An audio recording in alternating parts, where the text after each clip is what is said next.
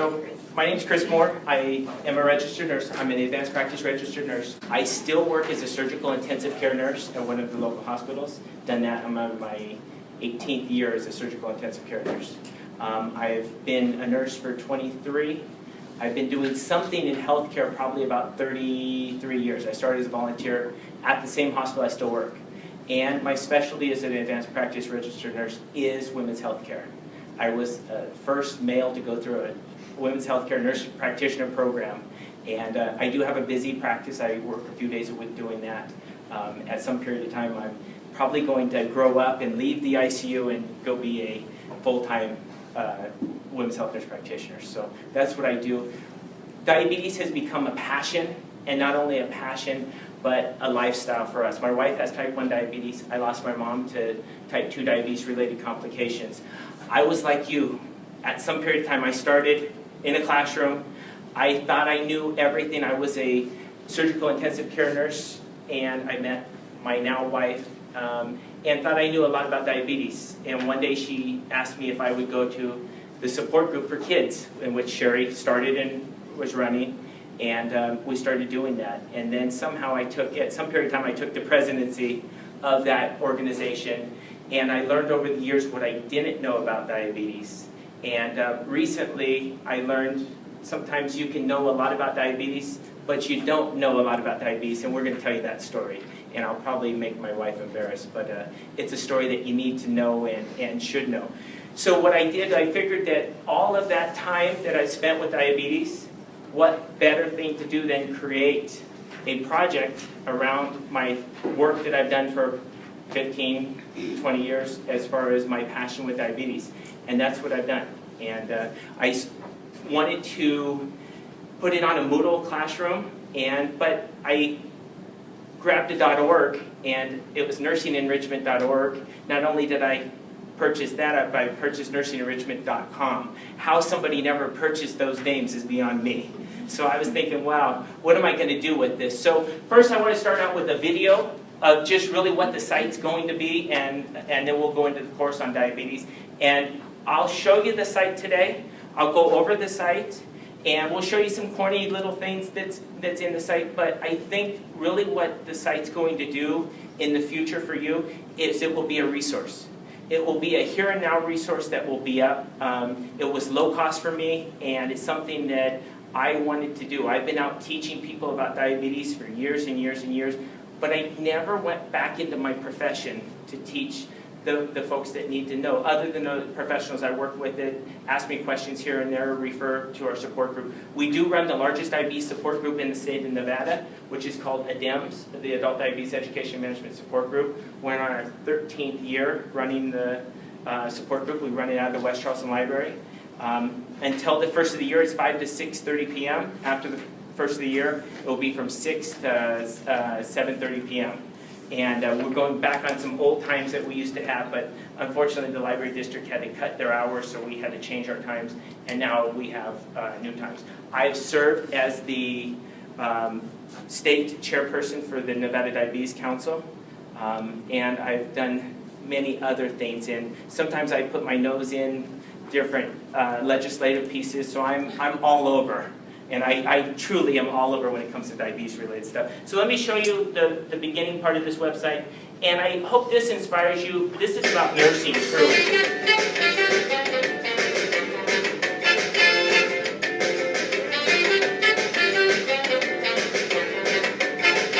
Welcome to nursingenrichment.org. This site has been built specifically for you, the nurse. Although nurses speak the same meta language, we all work in many different areas and arenas in nursing, thus requiring ongoing education. There are many times within your nursing career, either as a student nurse, a new nurse, or a seasoned nursing professional, that you must focus and refocus your energies on personal and professional enrichment. Florence Nightingale had it right when she focused on what nursing is and what nursing is not. With this said, we have to at all times educate and re-educate ourselves so as to stay focused and directed within this grand profession of nursing.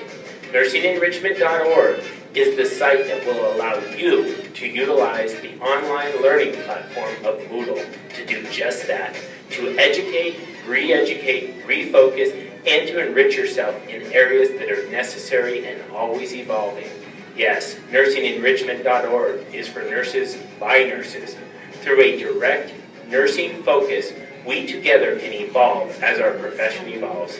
We at Nursing Enrichment encourage you to email us at ask@nursingenrichment.org to let us know specifically what subjects you would like to see focus upon, so as to help you enrich yourself personally and professionally within nursing.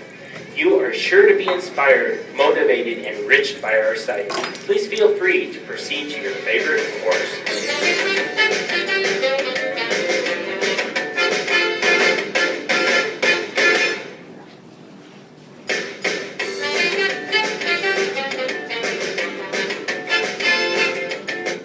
And that last little thing, become a nurse because your country needs you. The truth is, many nurses are going to be retiring, and you've heard of the nursing shortage. There truly is a nursing shortage, and it's going to grow. I think within the next 10 or 20 years, we're going to need about 1 million new nurses. So you guys are the folks that are coming out and are going to be there. What I figured is that you're going to need a site in which you can get something that you're not getting in school, that you're not getting even in the clinical arena. You need that site. So I think that's the biggest reason why I created nursingenrichment.org. And the first was with diabetes enrichment for the nursing student, real-life nursing care for people with diabetes. It's a special nursing student enrichment program.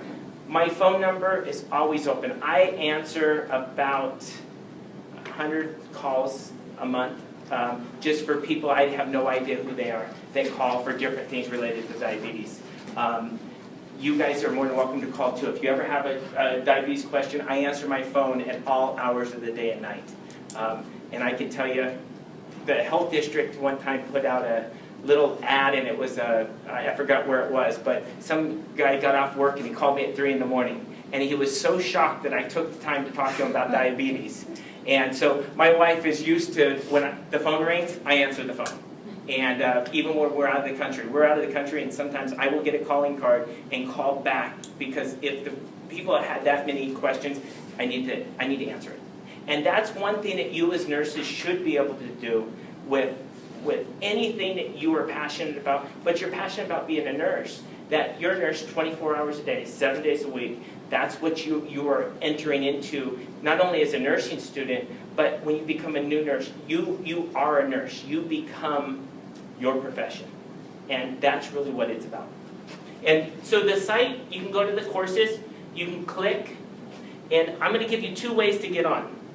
One is a guest, or you can go in and sign in regular. So as a guest, the password is @more. And otherwise, there's a sign-in or a login on top, and then you can go in and create a login with your own password and get in. With that, you'll be able to take quizzes, you'll be able to answer the discussion questions, those type of things. And this is a start and stop method of learning.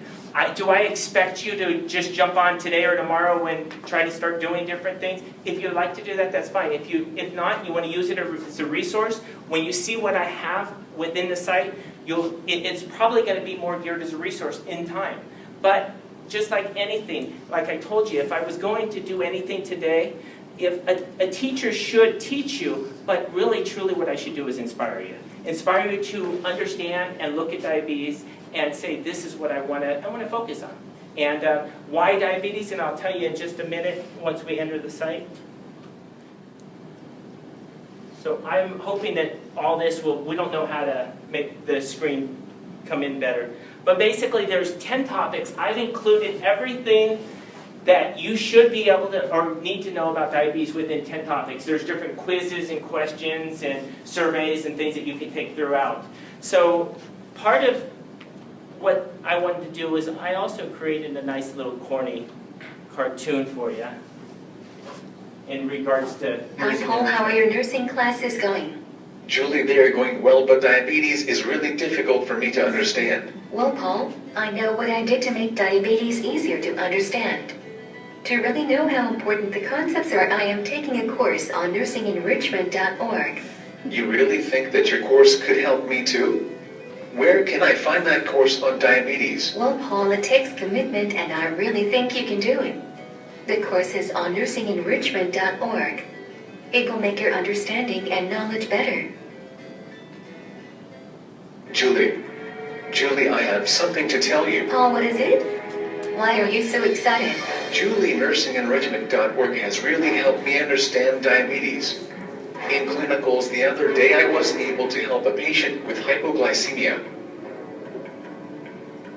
Paul, I am so happy for you. I told you that with a little commitment and time, that nursingenrichment.org would help you with diabetes. I know. I should always listen to you. You are so smart. Paul, it is time to get to class. Remember that the site will be available for you now and in the future as a resource. Our instructor, Chris Moore, will update it and add to the site. As you can tell, I'm married because I had to say she was right. Did you notice that part there? And I knew my wife was going to be here today. So basically, with diabetes, there's about 26 million Americans with diabetes, active disease diabetes today. There's 79 million individuals who are pre-diabetic and probably will become diabetic. With that being said, we have about 2.8 million nurses. So if every nurse adopted people with diabetes, we could each have about 9.2 to take care of that only have active disease. So if you really want to think about that, over and above all the other patients that need you with other disease processes, there's an issue. So that leads me kind of into a story. Years ago, in about 1949, there was fire jumpers that were going to a fire, and it was in the Montana mountains, and it was the Man Gulch Mountains, and it was a mountain range, and they were jumping into the fire. And their leader, his name was Wag Dodge. And so they jumped into this fire, the fire shifted, and it started coming towards them. They couldn't escape. And so they got to a point where there was no escape. They couldn't go up either ridge. So this leader said to his men, drop your packs, drop everything, follow what I'm going to do. And he lit what was called an escape fire. And the escape fire is he took a match, he burned the whole area around him, and he basically told them, stay right here. They chose not to listen to him, not to use any innovative new approach, because they'd only been taught one thing.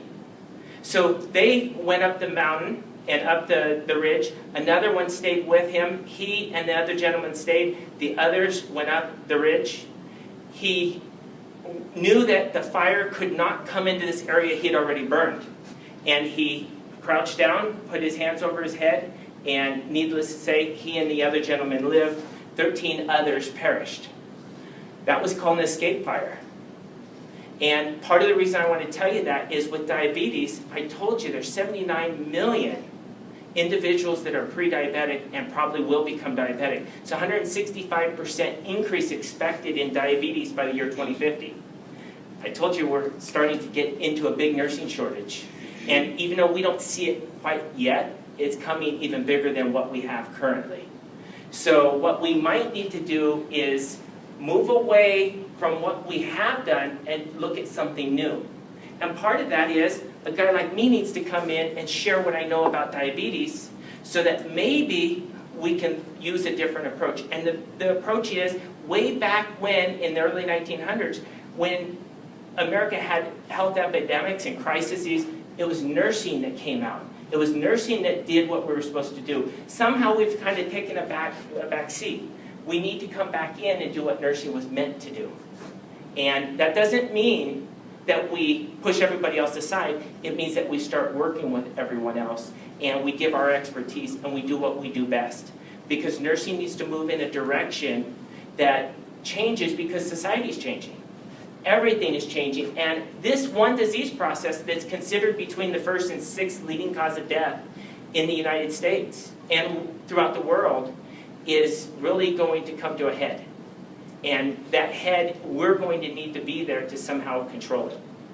And that's the reason I thought that diabetes was the most important aspect. So what you could do if you want to know a lot about diabetes-related data on this site, you can click any one of my hyperlinks. This goes to the American Diabetes Association. I've started with basics for you, and then we can move up. Not only, these are basics that anybody can go out there and get, but why should a nurse start with basics? Does anybody know? Because your patient. Because what? Because your patients need to have a foundation. They do. They need a foundation. You need a strong foundation. And not only do you need a strong foundation, but your patients already have a strong foundation. Don't they have this information?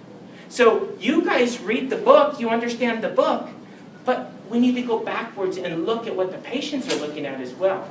So there's general data, and any one of these you just click into. And one of the biggest things that I think is coming, Healthy Persons 2020, you guys have, I don't know how long you've been in this nursing program, but Healthy Persons 2010 just expired. We went into Healthy Persons 2020. With that being said, you guys understand that there's a big focus on disease process, and it's about primary prevention. In years past, we used to look at secondary and tertiary prevention, which meant that the disease process had already started. We were just trying to stop it from causing more havoc on our patients. Now we're looking at primary prevention. That means stopping it long before. So, who better is suited for that than nurses? Mothers, fathers, you guys are out there, you talk to people. Let me tell you, if you ever want a conversation, and a conversation piece, tell somebody you're a nurse. I guarantee you they will tap into every resource that you've ever thought that you didn't have. Because they really want to know. Society wants to know, they want to know how to do it, they just don't know how. You guys are out there. You're the soldiers out there in the field that, not only when you go to work, we don't go to work to collect a paycheck. We go to work to serve the patients. We go home, we're still serving patients. Chronic disease is all around us. This is just one of those chronic diseases.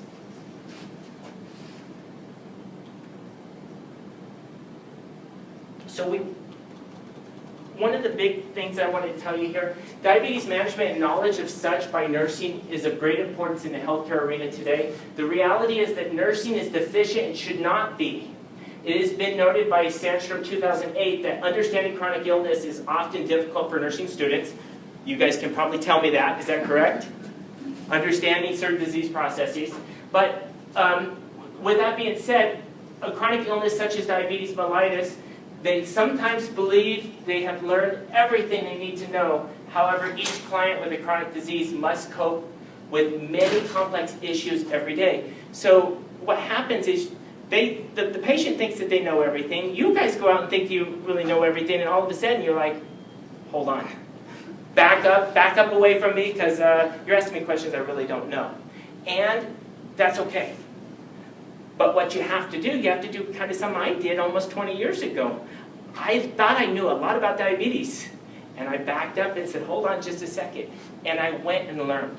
And I gained knowledge.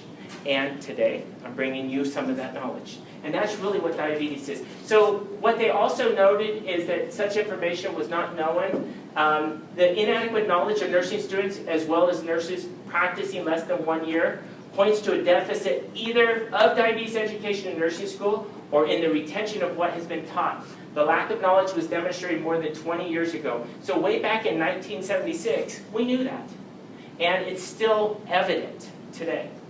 So what did I do, and what was my overall goal of this educational activity? The overarching goal of this educational activity is to enrich, augment, and to further enhance your existing knowledge that you, the nursing student, or the new nurse has obtained in the subject of diabetes. That's really what the site's about. When you go into the site, like I said, it's a start and stop method of learning, and what I want you to do is try to augment and enrich what knowledge you already have. I didn't come here thinking you guys don't know anything about diabetes. I know you've learned about diabetes because each one of you guys are in a different place in your programs. But what I want to do is show you that maybe the foundation isn't as solid as where it should be with the disease process that's going to overtake us all. And I can go through all these other, basically your objectives and outcomes, but I'm not going to bore you to death. You can go read those. I just want to kind of show you the highlights here. We've included videos, and I'll just kind of start to show just a little bit of this video. In this film, we're going to explain how your body processes the food you eat in order to provide I'm just going to play little bits of videos and things because I really want you guys to be inspired to go to the site. And also what happens when you have diabetes and this system doesn't work properly. When you eat food that contains carbohydrate, it's broken down in the stomach and digestive system into glucose, which is a type of sugar. We need glucose from food because that's what gives us energy. Carbohydrate-containing foods are things like starchy foods, sugary foods, milk and some dairy products, and fruit. This glucose then moves into the bloodstream, and the body detects that the blood glucose level is rising. In response to that, the pancreas, which is a little gland that sits just underneath the stomach, starts to release a hormone called insulin. And it's insulin that helps our body get the energy from the food we eat. The bloodstream then takes the glucose and the insulin to every cell in our body that needs it. To make this easier to understand, let's look at muscle cells. So what we're going to do is stop there, but I want you to understand diabetes really truly is about the choices and consequences that people make. So the choice of what foods they put in, how much insulin they have or do not have, or if they're insulin resistant, and where their blood sugar is going. That's really diabetes, but there's many other components of diabetes. So I would like for you to go to the site and look at the videos and try to educate yourself on diabetes a little better than what you have. Blood glucose monitoring, what the site is inclusive of is best practices and evidence-based. So I have every ounce of evidence-based that is out there for diabetes care and self-management, as well as nursing care of patients with diabetes, and I have best practices. One of the big parts of the best practices that we put here, and I'm just going to click like I said, is for glucose monitoring. Sometimes what you might not know is you just have to wash the hands. If you have alcohol, you put alcohol on. Are you going to poke the finger immediately with the alcohol on and check their blood sugar? Why not? It can alter the blood glucose reading. Why? Because alcohol, if you remember back from chemistry, alcohol and sugar are pretty close. The only difference is the OH. Is that correct? So, in theory, you might be getting a higher blood sugar. Why do we need to wash the hands? If we don't wash the hands, there might be residual syrup from breakfast. Maybe they open an orange and they have glucose or some remnants of something that can alter their glucose reading. So what you need to do is at least wash the hands, choose the sides. Remember, the pads of the fingers, over time, these folks hurt. They're poking their fingers multiple times a day. So what you need to do is go through here and read some of the best practices. Figure out, we included a video, my wife and I made a video that's in here that talks about best practices and how to adequately get a drop of blood for the glucose monitor. It's worth going to look at. Did you know that you should wipe off the first drop of blood?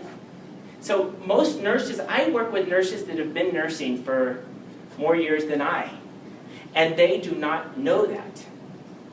And they probably know it, but they forgot about it, or they refuse to go back and get re-educated and understand what the best practice and what evidence base is showing us. That, and I know you guys have probably been evidence-based and best practices to death. Is that correct? So I can guarantee you that here, that's probably where that's been. So with that, not only is there the best practices, infection prevention is another concept that you need to look at, because you can cause a patient to end up with an infection from just doing a blood glucose stick, from giving them an injection of insulin. And let me tell you, not only do people lose toes and feet, they lose fingers, because diabetic neuropathy can affect the hands as well. You get somebody a nice infection and they have diabetes, they can end up losing fingers. And I'm going to tell you a story about that here in a little bit. And I'm not going to show you the corny little video, but there's my wife and myself that we did a nice little video. We incorporated that in there about really how to check blood glucose and the proper way. And that's something that I would love for you to be able to look at. The other thing is today, you might encounter a patient with a continuous glucose monitoring system, meaning that they have the ability to continuously know what their glucose is. And in our household, we have a continuous glucose monitoring system. And why? Remember I told you that even people that know everything sometimes don't know anything?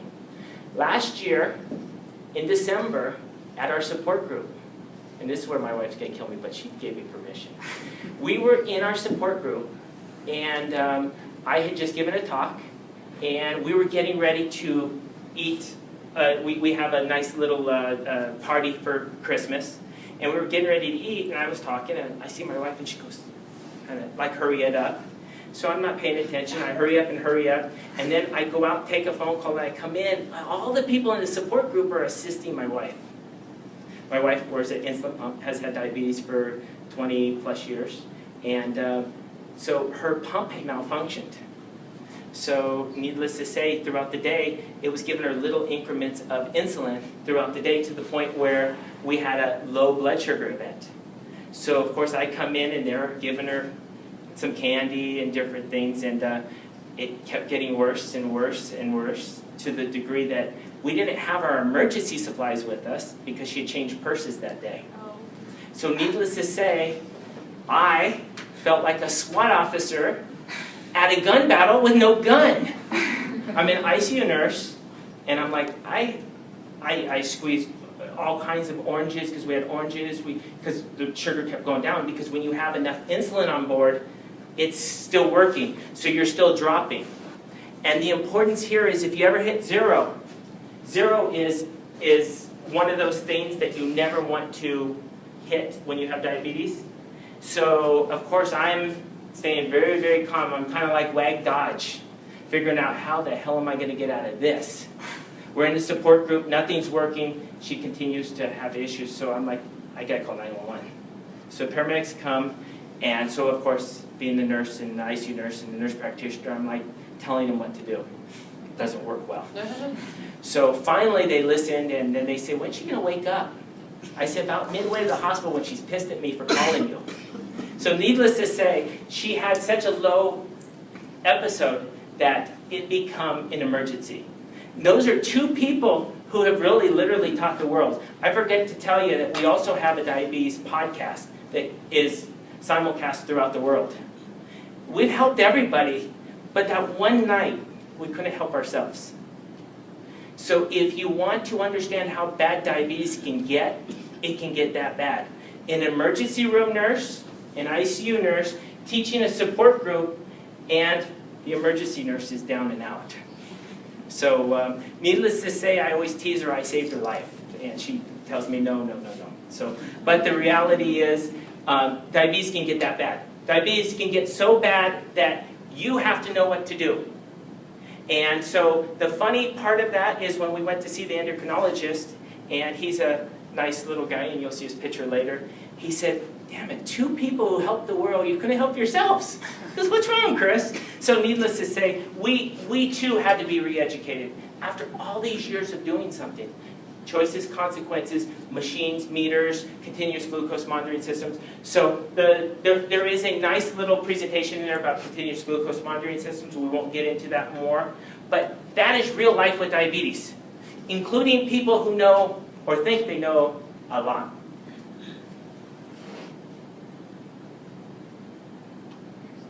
So the next is hyperglycemia. The biggest part of diabetes is high blood sugar. It's hyperglycemia. It's too much blood sugar.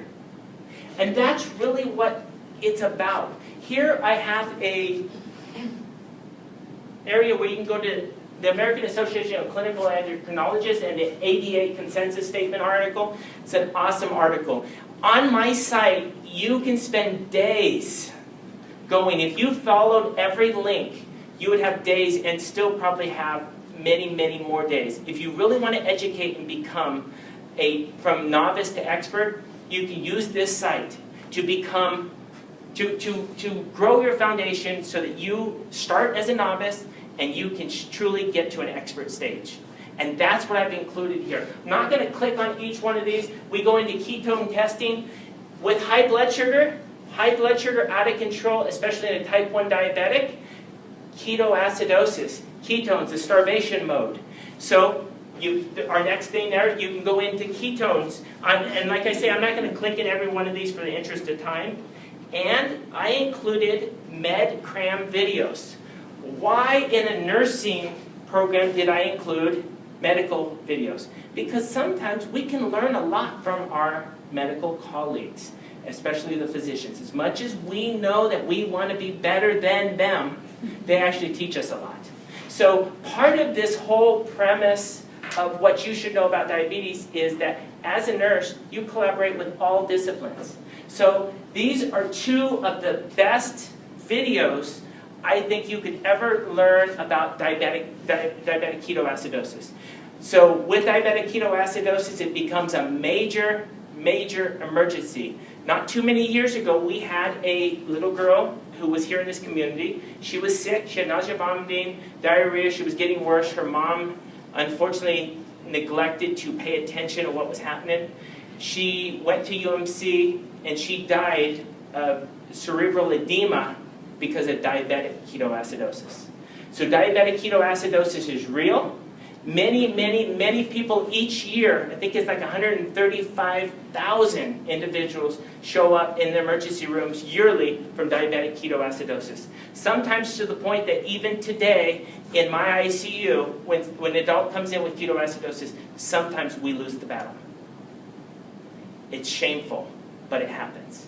Either from lack of recognition, lack of knowledge, lack of education, lack of resources. Those are things that you have to understand and know that diabetes is such a disease process that even today, people die of diabetes and diabetes-related complications. This just happens to be another one.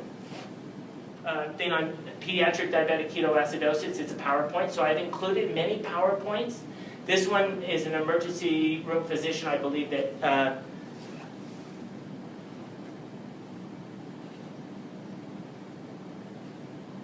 so this is pediatric hyperglycemia and diabetic ketoacidosis, and it's Loyola University Health Systems. So there's a nice whole PowerPoint presentation. If any of you guys want to be a pediatric nurse, you absolutely need to know about DKA. Sherry, for years, worked with peds in Sunrise and was a pediatric nurse and helped kids with diabetic ketoacidosis multiple times. That's probably what inspired you with the support group for kids. Is that well, being a case manager in the outpatient department was even more inspiring. Yes. So that's something I want you guys to deal with. So each one of these, you'll click in and you go through the PowerPoint. And like I said, for the interest of time, we won't go through. Another thing is the Samoji or Dawn phenomenon. These are two phenomena that happen to people with diabetes. And the hallmark of both of them is high blood sugar. One of them, unfortunately, and one only, has a nighttime or nocturnal hypoglycemia, very low blood sugar that has a rebound event and that's the Samoji effect, named after Dr. Michael Samoji. And they both have counter-regulatory hormones, but in the end, in the morning, the patient wakes up with profound hyperglycemia, high blood sugars. So the Dawn phenomenon, basically, the hormones that wake you up are the hormones that start to circulate and they raise your blood sugar. And people say, but my blood sugar was only 100 when I went to bed. How do I have a 200 blood sugar now that I woke up? Well, that's because the body released glucose because of counter-regulatory hormones. The same kind of thing happened to the person who had rebound hyperglycemia because of a low blood sugar event because of counter-regulatory hormones. Those are two things that you should go through and read. I've put different articles in there that you can go back and read. If you want to know about the Samoji effect or Dawn phenomenon, please go through there and look at it. Controlling blood glucose levels in hospitalized patients, managing glucose levels in in hospitalized patients. There's 2 different articles there that you can click on and go read about, because most of you will spend some time in the hospital, I'm assuming, in your career. There's standards for medical treatment. And again, the American Association of Clinical Endocrinologists Comprehensive Diabetes Management algorithm. There's a whole algorithm. You should never be taking care of a patient and not know really the steps of taking care of that patient. Just because a physician wrote an order, you as a nurse are the end user, are ultimately the end user of giving the medicine. The patient's the end user in general, but you're the end user to understand why you're doing something. You have to understand why it is that you're doing what you're doing. And I think having a site like this that can be used as a resource is one of those things you can do. There are topic forum questions. If you guys choose to go in there, like I said, it's start and stop. Please go visit that. Obviously, the other effect is hypoglycemia, low blood sugar. This goes into low blood sugar symptoms. I told you about low blood sugar. I told you a story about low blood sugar. It happens all the time. Sometimes there's people with type 1 diabetes that don't wake up in the morning. They have profound low blood sugars. They have a thing called hypoglycemic unawareness. They keep going lower and lower and lower before their counter-regulatory hormones kick in. If they have that event, and it's at night, and they can't get out of bed, somebody can't get them glucose, can't do something, they might actually have a thing called dead in bed syndrome. I've included a thing about hypoglycemic unawareness and dead in bed syndrome, which is in there. But before we go there, these are the medicines that you would use to treat hypoglycemia in the hospital. There's D50, there's glucagon, which is a nice outpatient medicine that releases glucose, stored glucose from the liver. There's glucogel and glucotablets. Basically, the gel is 15 grams of carbohydrate. 4 tablets turns out about 15, 16 grams of carbohydrate. So usually that's the dose that you would give in the hospital or out as an outpatient. The dead in bed syndrome, and that's there so you can read about it, because there are people, and you might know somebody that has type 1 diabetes that could, if they're not careful, actually go to sleep. And remember I told you, 0, if the blood sugar hits 0, they don't wake up. So that's something you got to really keep in mind here. So I couldn't get into a simulation lab because I want to get into a simulation lab. So we created a nice simulation for you. Honey, are you okay?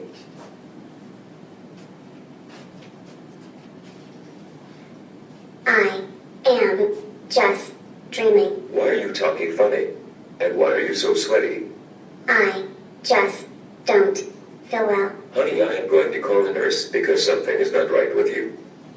Yes, Mr. Smith, can I help you? And Mrs. Smith? Mrs. Smith is speaking slowly and is not right. She is sweating and not herself. I noticed she is getting more slowed in her actions. Mr. Smith, I will check her blood sugar. She had her insulin and did not eat much dinner. I think it is her sugar. Yes, her sugar is low. Ivy, how are you doing? I am not well. Mrs. Smith, your sugar is very low. I'm going to give you some dextrose and also put you on an IV as the doctor has left orders to treat your low blood sugar. I am much better, Nurse Kate. What happened to me? Why the IV? Mrs. Smith, I will have to recheck your blood sugar in 15 minutes. I am so glad you are feeling better. To answer your question, you had a very low blood sugar. Class, this was just a simulation of low blood sugar reaction. Remember that one day you may be called upon to react, so learn all you can from this simulation. Stay calm and react. This is Ivy Smith, type 1 diabetic. Please listen to the family and evaluate your patients.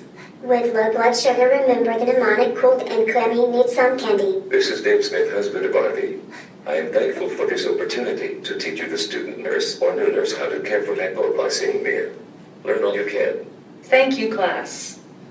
And remember to always assess, Susan diagnose, and I want to plan. learn how to do that. That is just too So good. it was something that I really wanted to get in a simulation lab, and I couldn't get in a simulation lab, so that was the closest thing we could do to a simulation. So sick days. Another thing that's big is people with diabetes get sick. They get sick more than those that don't have diabetes because it's an immunocompromised state. especially those that have uncontrolled diabetes. So one of the big things in the hospital is, do I or do I not? Do I give insulin? Do I not? Do I give their medicine or do I not? So I have incorporated sick day management guidelines. One of the best things that you have in here for sick day management guidelines is by Dr. Sherry Kaufman. Dr. Sherry Kaufman created a sick day management program that is called In Control Managing Sick Days for Children with Diabetes. You can go through, this is a whole PDF here that has 21 pages. So you can go through and learn everything you ever wanted to know about sick day and sick day management from Dr. Sherry Kaufman. So not only can you do that on this site, you can also hear Sherry in her own words, because Sherry was a guest on diabetespowershow.com.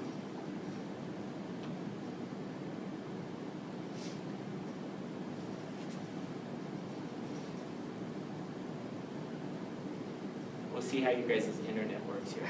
We may be able to hear Sherry, we may not. So it's called diabetespowershow.com. There's 106 programs. And Sherry happened to be way back in the beginning. And I don't know if it's going to play here on, I think it buffers too long on your system here. I think their PowerShow program has every known topic for diabetes. So I'm not going to let you hear her because she might have her ears turned red. But otherwise, not only do you have Sherry's sick day management, you have the ADA sick day management for kids with diabetes, and a thing called When You're Sick, and this is for adults with diabetes. And one of the fancy things here, it talks about medications. And it says, diabetes medications, when sick, you will still need to continue medications for your diabetes. Even if you're throwing up, do not stop your medications. So it's that important, because what happens when you're sick, your blood sugar seems to keep creeping up. So you need to keep that blood sugar down. Otherwise, you're not only going to be sick, but you're going to be even sicker, because you're going to end up into either a DKA or another issue with type 2 diabetes is like DKA, HNAK, and those are some of the things that you can end up with, and these folks can get very sick. So you need to continue using those medications. And then we talked about ketone testing, hyperglycemia. We talked about adult vaccinations. Here's the reality. Any person with diabetes or any chronic disease should have a flu shot every year. 65 and older, if they've never had one and they're diagnosed with diabetes, they need to have a pneumonia shot.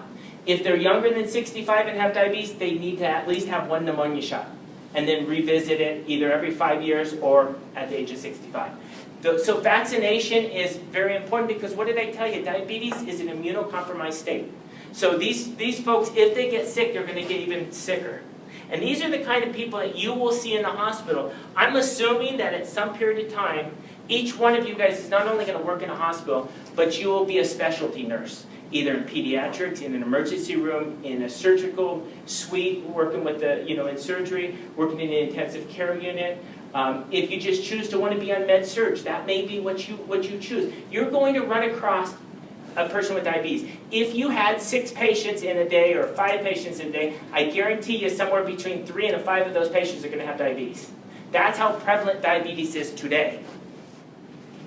Added about medication administration safety. You guys know the 7 rights, the 5 rights, whatever. I don't know how many rights we're up to now. I think NCLEX is still putting, 7 rights? Does anybody know? I know you're writing questions for NCLEX, I read somewhere the other day. So, I think there's like 12 now. yeah, so basically, you have to identify the right patient, right route, right time, right medication, right dose, all of that stuff. So basically, this talks about medication safety. Medication safety, out of every 100 patients, it's about 7 to 10 out of every 100 patients have a med error at some period of time. Even the most experienced nurse can start to give somebody something and, oh my God, and you look at it again, and you're human. And you look at it and say, oh, thank God you didn't just take that. Nowadays, it's a little easier because you scan the patient's armband, you look at everything, you scan the medication, but still, errors occur. So to err is to be human, But to err and be a nurse somehow doesn't always equate to being human because you are held responsible. So think and double check. And I always say it's like being a Navy SEAL. A Navy SEAL checks again, and checks again. They lock the door, but they check the door once more before they leave. And I know my best friend who was a nurse also was a Navy SEAL. And talking about somebody who checks something every moment of the day is this person, because you have to do that because it's about being perfect. And it's perfect for the end user, the patient, because you don't ever want to hurt anybody. So with this, one of the big things is basal bolus insulin. There's a video that talks about basal and bolus insulin. So one really is a background insulin, and one is to take care of the here and now. So the best analogy I heard at one period of time is that the background insulin is kind of like the elevator music, and the here and now insulin that you're going to cover for either a high blood sugar now or their meal is kind of like the car that's driving down the street and you hear bum, bum, bum, and they have the big bass going. And that is that here and now insulin, where the other is the elevator music, because they need a long-acting insulin, and then every once in a while you need these insulins that have quick onset, quick peaks, and they're off quickly. So their onset, duration, and action are quick. So with this site, not only did I give you each one of the medications, you can click on the medication, the highlighted medication, and it takes you to a website that tells you about the medication, about safety, efficacy, everything you want to know. It's like having a drug book or a drug reference, and it is updated all of the time. So you can know everything from what the medication looks like from a biochemical standpoint all the way through.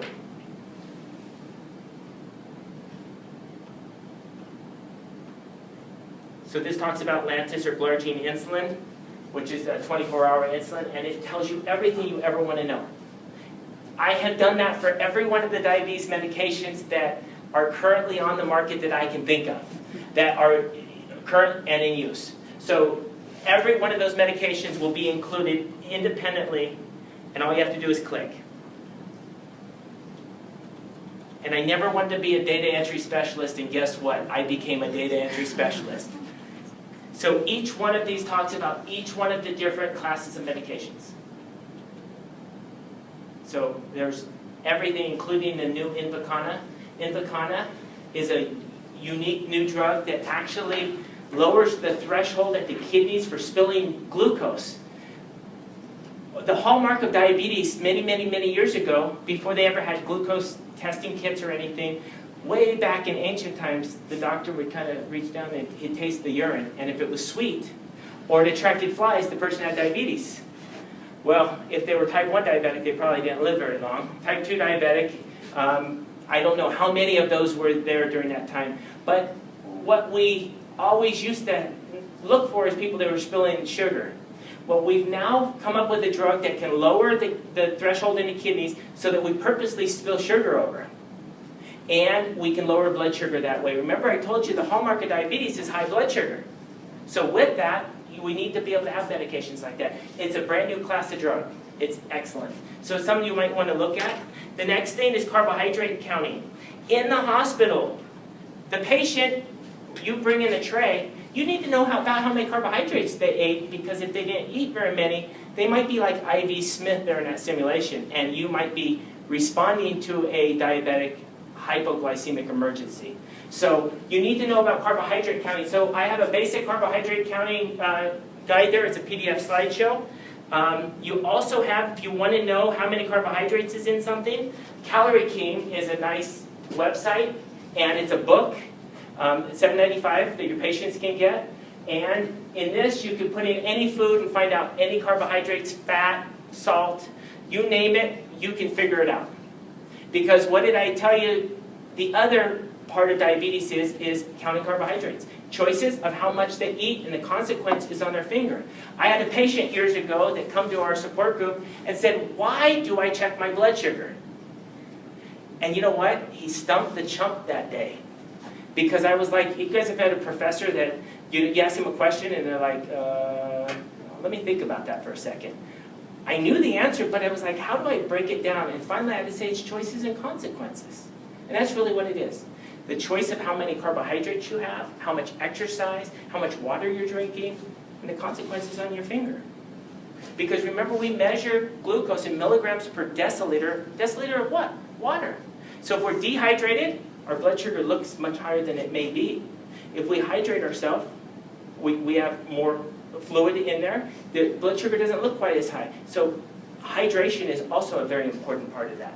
So not only is it the carbohydrates, it's hydration, it's exercise, all of those things, medications, but for you to be able to know how to count carbohydrates, easy. Put in the food and a piece of bread. So we can say bread here. And you can get anything you want, white bread, hot dog rolls. So it will talk about calories, it will talk about carbohydrates. There's usually about 15 grams of carbohydrate per piece of bread. So total carbohydrate, this bread here shows 4.4 grams. So this must be a very small piece of bread. It said no crust. Oh, did it say no crust?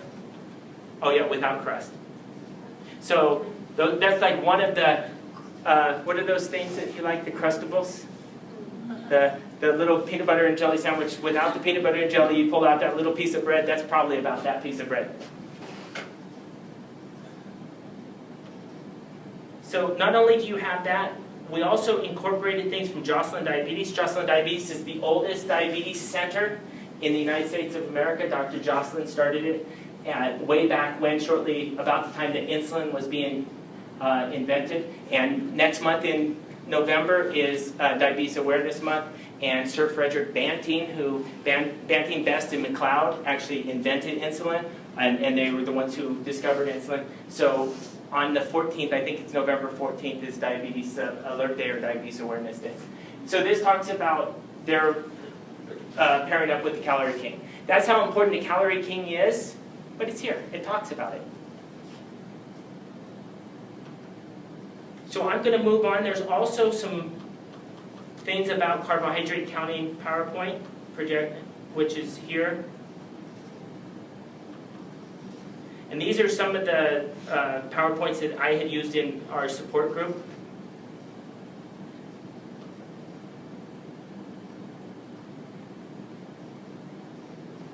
And when you teach people different things, you get very corny. So this one's probably a very corny one, I would assume. After 13 or 14 years of teaching a diabetes support group, you run out of ways to cut it, slice it, dice it, and try to make it different. So this should come up here in just a second. And then there's the glycemic index. Glycemic index is basically simple carbs versus very complex carbohydrates. You can go through and look about glycemic index. In the United States, we use carb counting. We do not use glycemic indexing. In Europe and across the pond, they use glycemic indexing all the time. That's pretty much what they use. They don't look at carbohydrates. They look basically how fast the carbohydrate you are taking in is going to raise your blood sugar versus, there are some that raise it real fast and you spike, and then there's some that just kind of give you a gradual increase. So you're not going through the roller coaster. And this opens, I don't know why it's not opening here, but we'll move on just for the interest of time. Diabetes complications. There's another little corny video on diabetes complications. This is John. Hello everyone, my name's John, and I was diagnosed with type 2 diabetes some years ago. And I'm here to tell you my story and some things about type 2 diabetes you may not know. Basically, this goes through John's story, and You've just seen the prevalence statistics he for skins diabetes. John, so you can see inside him. We all know and this that's really epidemic what is having happens an here. overwhelming impact So I'm going to on let you go back and look at that on your healthcare own. spending worldwide.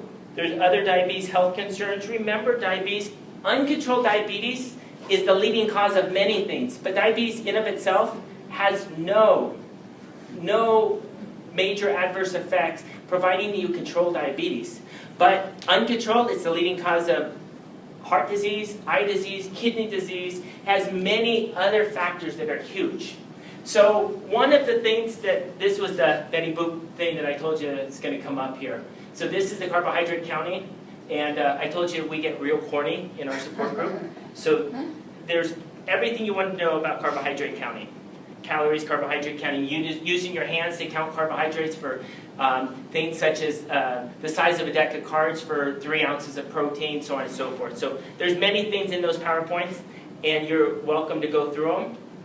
Chris, can you download any of those PowerPoints? Yeah, they should be able to download them. If you want to use them, please go for it. I've created them, and I've used them for years. If there's something you want off there, please use them. This is a friend of ours.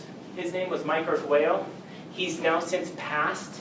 He had diabetes-related issues. Started with diabetes heart disease. He had such bad diabetes heart disease, he ended up with a heart transplant. Not only did he have a heart transplant, he eventually lost his toes. And the toes being lost, he went into the hospital with a congestive heart failure. He was in one of our local hospitals. The bedside table, when he was resting, was sitting on his toe.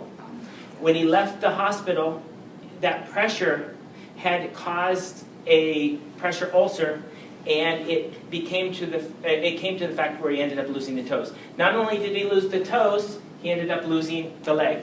Before he died, he lost both legs. He had a bypass to his denervated, transplanted heart, and we did it here in town. It was the first bypass done on a denervated transplant heart in Las Vegas.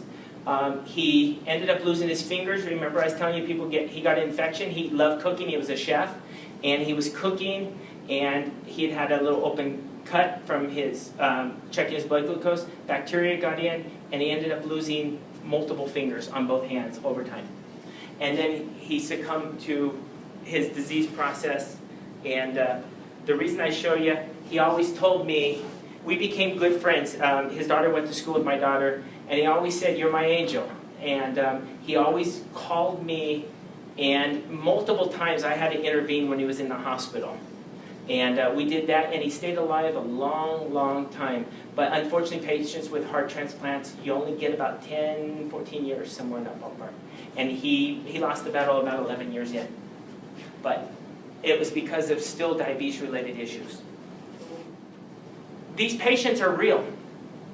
And you may, too, know somebody like that. This is a video talking about hemoglobin A1C. This was a public service that I done with Health Insight, who is our quality improvement organization within the state for Medicare and Medicaid services. So you can go on there and listen to us talking about hemoglobin A1C, which is a every 3-month test that tests the glycosylated hemoglobin, how much of it is saturated with glucose.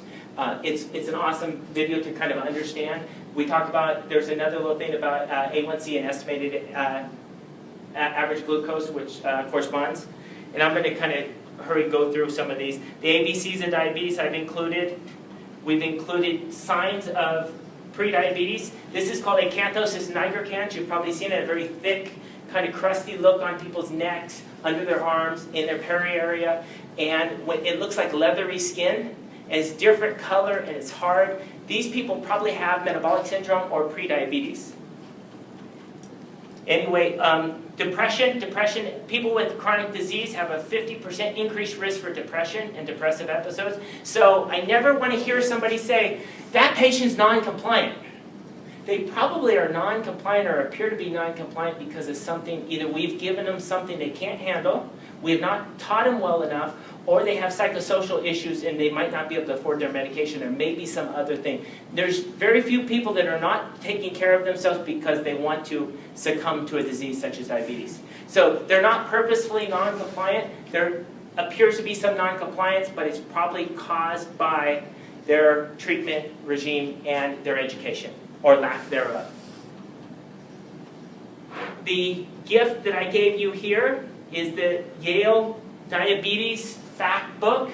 It's the most recent, and it has everything in its single form that you would ever want. And it's what I use, not only in the hospital, but I use in clinic, and it looks like this.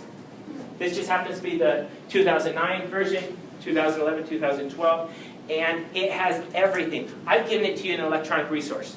So you have it to go through, It's there. You can go through every page and learn it. If you don't use anything else, I would say this is the biggest gift I've given you here.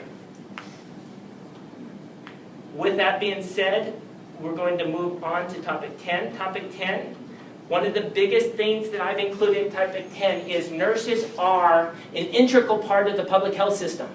I call it the public health scheme. If we look at every one of these connections, nurses are everywhere there. There's nowhere that a nurse isn't.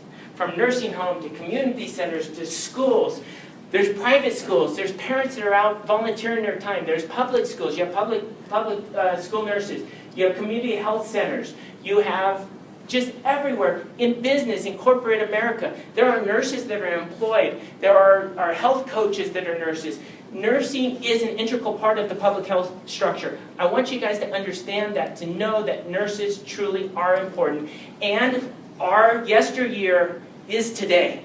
And if we want nursing to go forward, we have to realize that we can't farm it out to everyone else. We have to work with all disciplines and make sure that we remain an integral part of the public health scheme, public health system. And I've talked about that here. You can go through and read different things about that.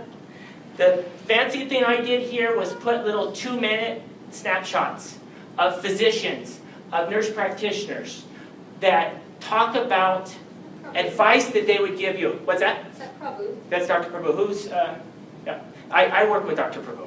He's awesome. So here's a little snippet. I've known Dr. Prabhu since I was about 11 years old.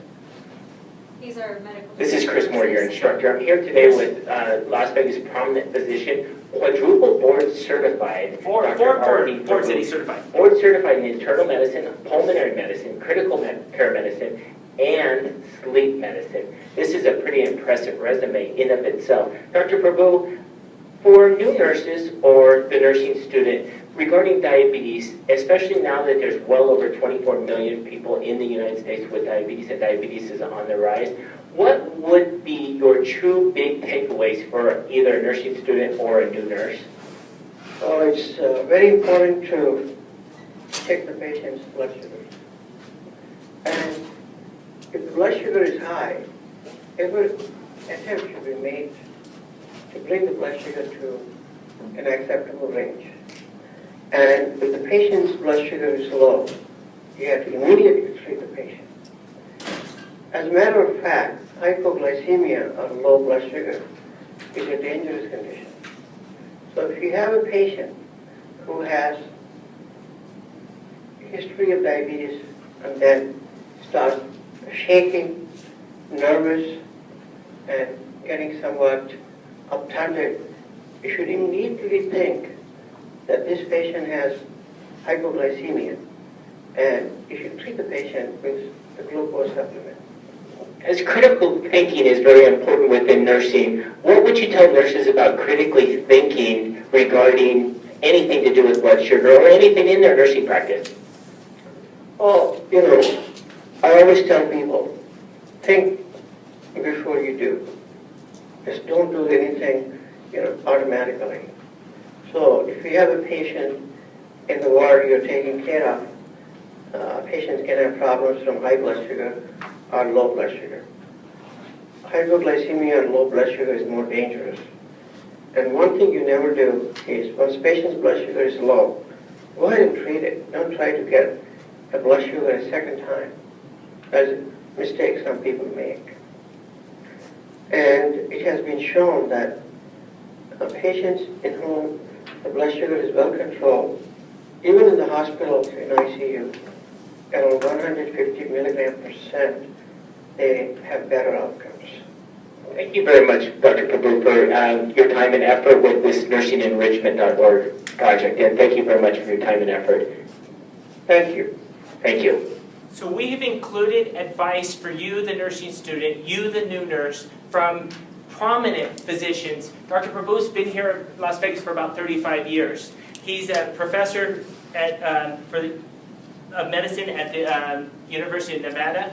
Dr. Cannon, right there, not only is a physician that is an endocrinologist, there's only about 4,000 endocrinologists that are in practice in the whole United States of America. He's one of them that are practicing clinically. And he's an author of multiple textbooks. When you go through and click the link of him, the author, not only has he written nonfiction, he's written fiction, he's also written textbooks, just all kinds of different things. This guy is brilliant. This is the gentleman that told me and my wife, damn it, Chris, you two that helped the world couldn't help yourselves. So the reality is the guy's awesome. We have him. We have Dr. Russell Jane, who is a retinal specialist. Remember, diabetic retinopathy, eye disease. I want you to listen there.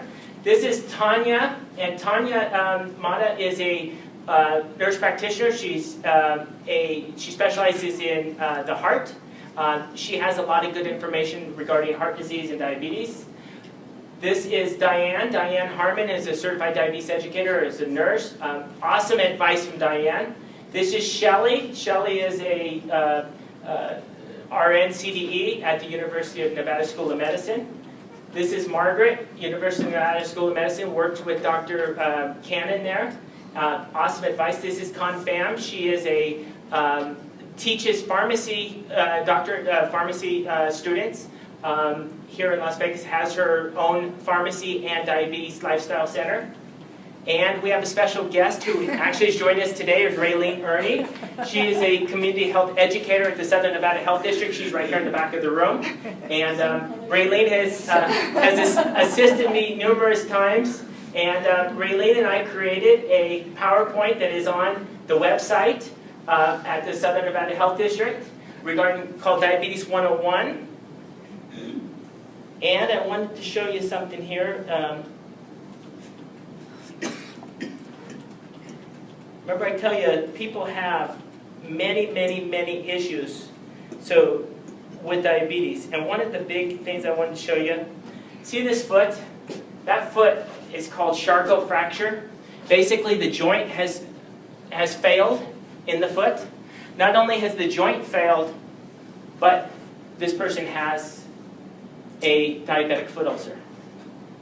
I know all about this foot ulcer. I know all about this person. I used to enter this lady's house as a nurse. Should never have done that. I entered as a nurse, and she said, Chris, sit your ass down and talk to me like my son. This was my mother. My mom lost the battle to diabetes. She had a Charcot fracture. She had a non-healing foot ulcer that we could not get healed. She did not die of the foot ulcer. We did not lose the foot because she never wanted to lose the foot. I showed up at her house every day, cleaning, doing foot care, and preventing her from having a foot ulcer. I also showed up the night that I found her dead, and I had to do CPR on my own mother. That night, I was glad that I entered partially as a nurse, but mostly as her son.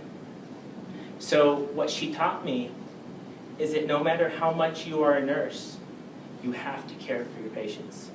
And you have to take care of them, and you have to sit down and understand who they are, what they are, and you need to know your patients. So nowadays, I treat every patient like they're my mom. And that's something I want you guys to know.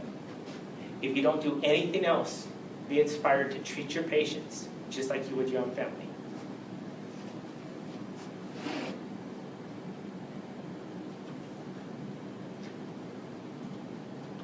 With that being said, last night I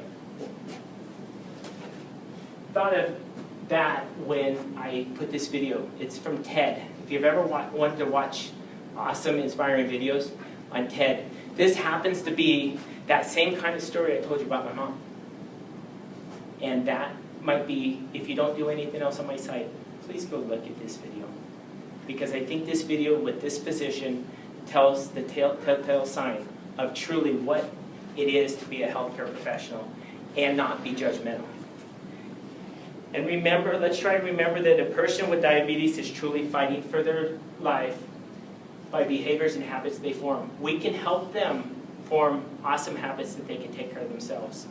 And for you that are just going into nursing, remember, caring can be learned by all humans, can be worked into the design of every life, meeting an individual need as well as a pervasive need in society. You guys are meeting that need in society, but truly, you're going to get more in your heart from patients than the patients will ever get. Because truly, patients teach you a lot. And I know because my mom taught me how to care for patients.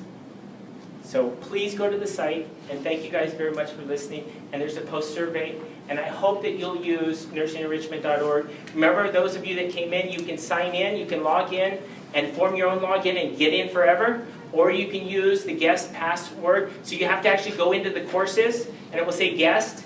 That's the only place you'll be able to put the guest password, is enter the course, Diabetes Enrichment Program for Nurses, and then at the bottom, there's a guest password, and it's @more, M-O-O-R-E.